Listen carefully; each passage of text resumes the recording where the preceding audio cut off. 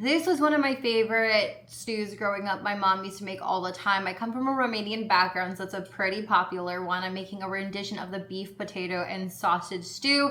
It's a bit of a thicker, chunkier stew, which I absolutely love. We eat it with fresh pita or fresh bread and what we call acritur, which is just another word for picklings.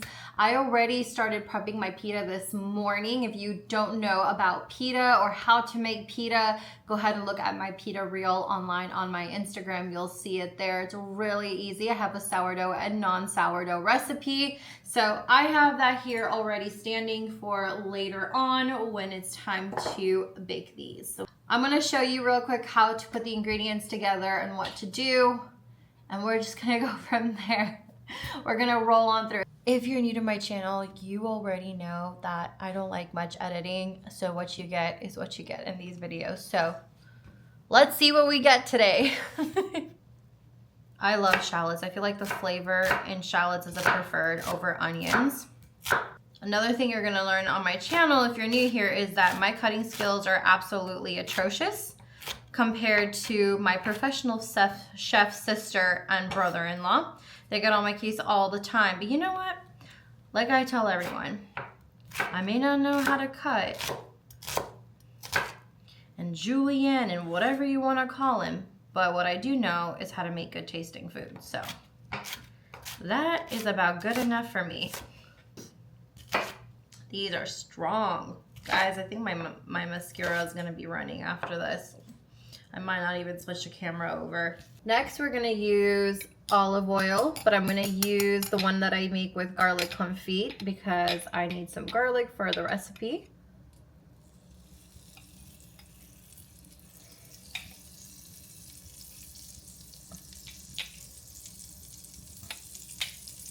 I love garlic confit. Garlic confit is absolutely amazing. Not only does the garlic taste so good, you have it on top ready to use from when you're cooking. The oil is infused with that garlic flavor. You can put herbs in there. It literally smells and tastes so good. And I love smearing it over toast too when I make an avocado toast. So always make garlic confit and keep it in a jar. It stays really good on the counter for quite some time. Next, you're gonna go ahead and saute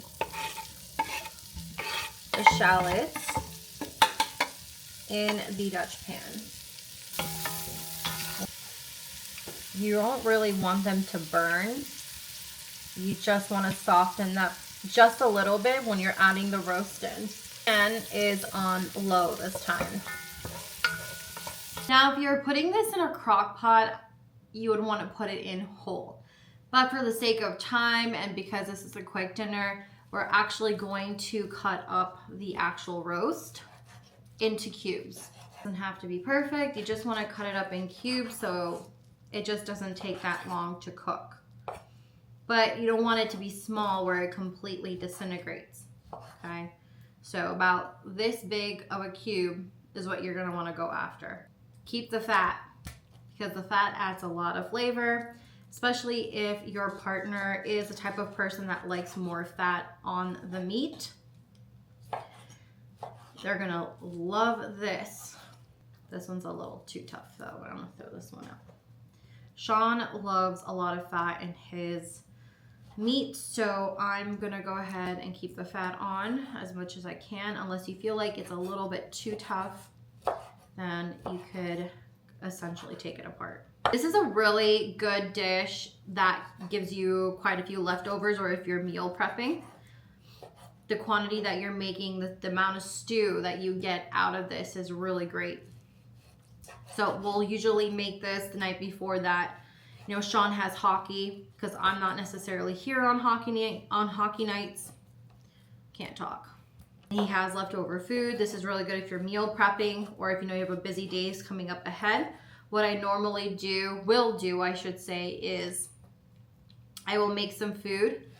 I will make a stew like this that's going to give me leftovers, and I will freeze a portion of it that we do not eat that night, that I could take out and unfreeze for a different night that I know that I'm going to be a little bit more busy on and I can't do much cooking. I would say a big portion of food in Romania is pretty medium potato-ish. Lots of stews, potatoes, cabbage, picklings, stuff like that. It's really great. Pair this with a salad, like a Mediterranean salad. It goes really well. We normally eat it with picklings. So like pickled cabbage is really good with it. I love pickles with it. Pickled cauliflower, pickled carrots is normally what we eat. It's so good. And we make ours with brine. So we do not make our picklings with vinegar. We actually ferment them and use salt and water. And it's absolutely delicious. If you have not tried it before, I highly suggest that you look up a recipe of brining and try it out for yourself. I just feel like the picklings come out just so much crunchier, so much crispier in my opinion. It's absolutely to die for. So we just finished cubing up the meat. I did pull the Dutch off the stove earlier because I didn't want the shallots burning. So I'm gonna go ahead and just pull it back on. We're gonna keep that at about a mid-temperature. And we're gonna go ahead and start putting the meat with a little bit of water into the Dutch oven. I'm gonna go ahead and add the meat in. So you wanna go ahead and just kind of sear the meat a tad bit. I start off by adding just 1 cup of water because it does release a little bit of water when the stew is cooking. And I don't want it to be too liquidy because I'm trying to make this more of a thicker stew. So 1 cup for what I used. Okay. Now we're gonna turn on the heat a little bit higher to about an 8. I'm gonna go ahead and add some salt. Start off with just a little bit and see how it tastes like later on because sometimes it gets too salty. We're gonna go ahead and add some cracked pepper. Always use cracked pepper. I feel like the flavor is just so much better. Now, one of my favorites that Sean makes fun of me for using all the time is paprika. And a lot of it. Normally use a goulash packet when it comes to these stews, but I don't have any on me, so we're just gonna make shifts. It's pretty much just a lot of paprika. We have the onion in there, and we have some garlic, but I'm gonna add a little bit more onion powder. And a little bit of more of garlic as well. Okay. Oh. Well, you can never have too much garlic. Now, you see how it's that brown color coming up? That's the color that you're gonna want the broth, is that brownish color.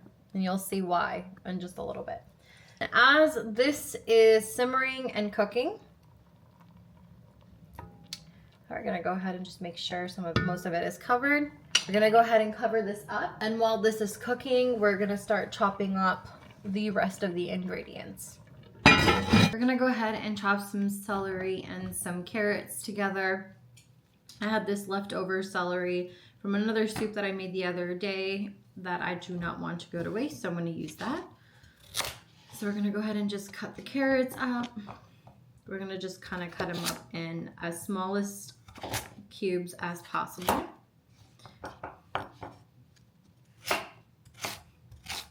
So about this size of a carrot cube. Some will say that this is a lot of prep work to do this type of dish, but compared to some of the stuff that I do, I feel like this is fairly easy. It's just a matter of just chopping up the ingredients. And if you really are in a hurry and don't want to chop up the ingredients, I'm sure the local supermarkets do have already chopped up ingredients for you that you can kind of just throw in there. But I like mine fresh, so I'm gonna go ahead and take the extra 15 minutes and cut it up.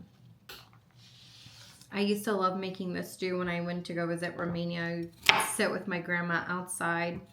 In Romania, the houses have courtyards where the houses are at, and they would have kind of like a pagoda, I guess the best way to put it. Like a gazebo, I don't even know what it's called, a pergola. And we would just sit there with coffee as the men were outside in the garden working, and we would just sit there and just chop up all the ingredients for dinner. And everyone had a job. One had carrots, one had celery, one had meat. The other one was working on pastries. It was so much fun, and you know, I just miss those days doing that with my grandma. She's unable to do much of that anymore. Now we kind of just do it ourselves when we go visit her. So right now we chopped up the carrots. We're gonna go ahead and add it into the Dutch oven. Turn that up to about a 3 or 4 on the stove. Quick tip, the leaf on the celery stick is so flavorful. Never chop them up and just throw them in the garbage. Add it to your stews and stew. It's absolutely delicious and nutritious for you. You're gonna wanna chop up the celery in fairly small pieces. Going to add it to the stew. If I managed to not spill this time. Oh, I almost made it.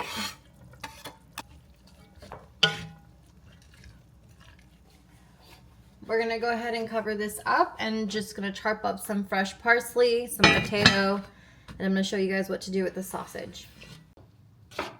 I normally like using the round golden potatoes or even the tricolor potatoes, but this is all I kind of have right now. So I'm using russet. I love the purple potatoes. They're supposed to be better for you, so I usually have them at hand, and they're ones that come like about like this small that I absolutely love. So I'm just cutting up a couple potatoes that I have here. I try not to eat too much of the potato in the stew myself, just for me personally. It's a lot of carbs between the potatoes and the bread, but Sean is a big potatoes kind of guy, so I'm adding most of the potatoes in for him.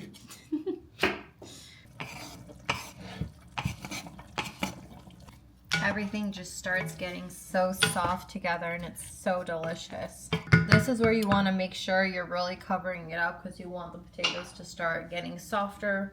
It's essentially steaming it, and with the water at the bottom, cooking it as well. So we're going to go ahead and just cover it up.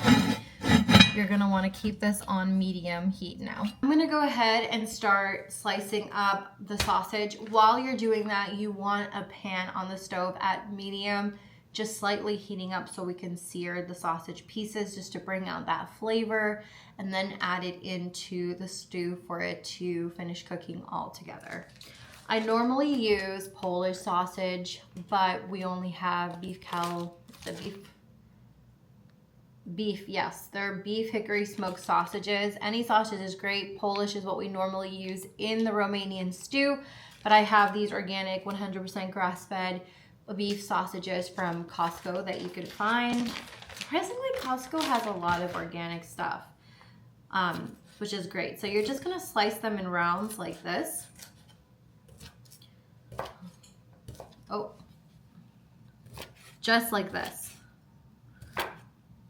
Try to keep them a little bit more thin. You don't want them to be too thin because you don't want essentially them falling apart in the stew as everything is softening up. This is a pretty meat heavy stew, so just a little bit goes a long way. That's why I mentioned earlier in the video, this is such a great recipe if you're doing meal prep, if you want to make some food that's going to give you extras for a different night that you can freeze up or put away. We're going to sear the sausages now before we put it in the Dutch oven. This is going to bring a lot of that flavor out. Oh, I can smell it already.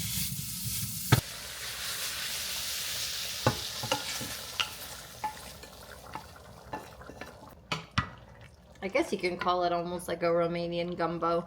I'm gonna go ahead and cover this up and leave this on for about at least an hour on medium heat. The stew is pretty much done, and I have now started on the pita bread. I actually cook the pita on a cast iron skillet. That's like the best bet for me. Comes out really crispy on the outside and really soft and moist on the inside.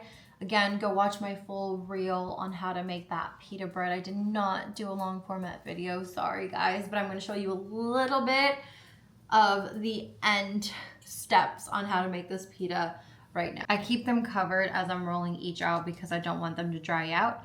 But as you'll see in my reel, once I split them up into the number of pieces that I want, how many pita breads I want, I actually roll them up with a little bit of paprika in my hand. Gives it a great outer layer flavor. I pretty much oiled up my counters. Make sure you obviously clean them up. You're just gonna roll them out just like this.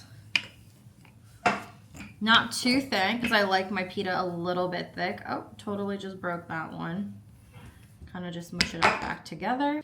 I add a little salt to the dough. This is the side that's gonna hit that cast iron skillet first. And as that is baking on the cast iron skillet, I add salt to the other side before I flip it over. You're just gonna take it and flop it on, okay? And then you're gonna wait till it starts forming little pocket bubbles. You don't wanna leave it too long because it's gonna burn. Unless you like it really crispy and burnt, leave it a little bit longer. You can always put it back to the other side. So as this is now baking on one side, I take the salt and prepare the other side for a flip. If you can see now they have a couple of bubbles on there, I'm gonna go ahead and take it and flip it over. Nice. You want a little bit of burnt, a little bit of brown, and a little bit of light colored in that pita bread. As the last part is baking, I get going and start my next pita roll. We're gonna go ahead and check the other side. It's been a couple of minutes. Look at that, beautiful. I try to fit 2 if I can, just to go a little bit faster. All right, y'all, so I just finished a quick workout in between while the food was finishing up with Sean. I'm gonna show you guys how it came out. It looks so good, can't wait to eat it.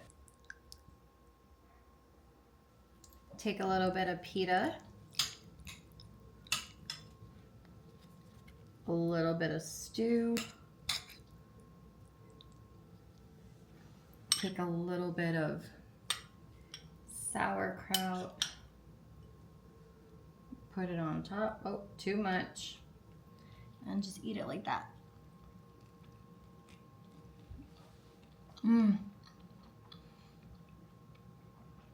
Between all the flavors, it's so good. I call it my stew taco. It's literally so easy to make. Prep time given is a little bit longer. This is such a hearty dinner, and it's so good, and it's full of just so many flavors. Highly recommend you get sauerkraut if you do like eating sauerkraut. If not, try it with pickles.